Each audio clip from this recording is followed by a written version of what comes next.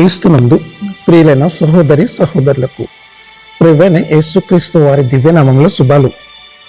నూతన జీవిత అనుదిన దైవ ధ్యానంలో తెలివిగా ఎలా నడవాలి, బైబిల్ చదవడం ద్వారా మరియు పరిశుద్ధాత్మ నడిపింపును అనుసరించుట కొరకు దేవుని దృక్కోణాన్ని వెతకడానికి ఎంచుకోవాలి.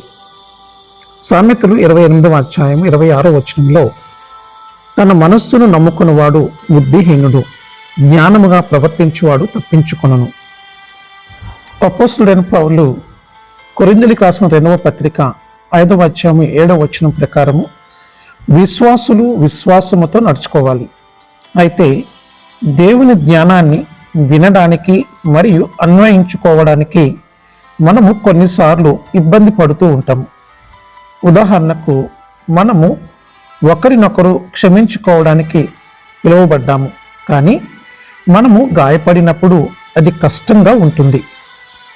ఎఫెసీయులకు రాసిన పత్రిక 4వ అధ్యాయం 32వ వచనంలో, ఒకని ఎడల ఒకడు దయ కలిగి కరుణా హృదయులై క్రీస్తునందు దేవుడు మిమ్మును క్షమించిన ప్రకారము మీరును ఒకరినొకరు క్షమించుడి. దైవిక జ్ఞానం అంటే ప్రభువు చూసినట్లుగా విషయాలను చూసే సామర్థ్యము మరియు బైబిల్ సూత్రాల ప్రకారము స్పందించే సామర్థ్యము. ఈ వివేచన స్వయం చాలకంగా ఉండదు. దేవుని ఆత్మ విశ్వాసులలో నివసిస్తుంది మనల్ని నడిపించడానికి.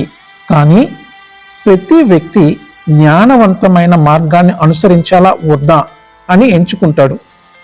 ఒక వ్యక్తి జ్ఞానవంతంగా నడవాలంటే అతను లేదా ఆమె క్రీస్తును అనుసరించడానికి కట్టుబడి ఉండాలి. ప్రభువుని గౌరవించాలని నిర్ణయించుకోవడము మనము నిర్ణయాలు తీసుకునే విధానాన్ని మారుస్తుంది.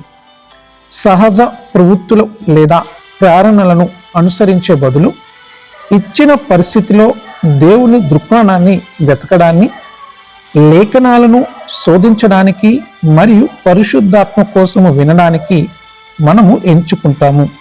ఫలితంగా ఆత్మ యొక్క నిశ్శబ్ద స్వరాన్ని గ్రహించడము సులభమవుతుంది మరియు లోక సంబంధమైన అరుపులు మసకబారుతాయి.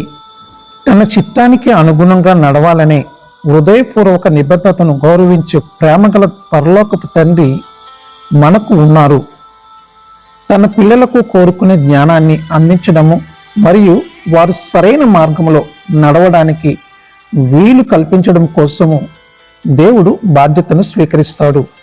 అందుకే ఆయనను అనుసరించడం ఎల్లప్పుడూ ఉత్తమ నిర్ణయము. Amen. God bless you all.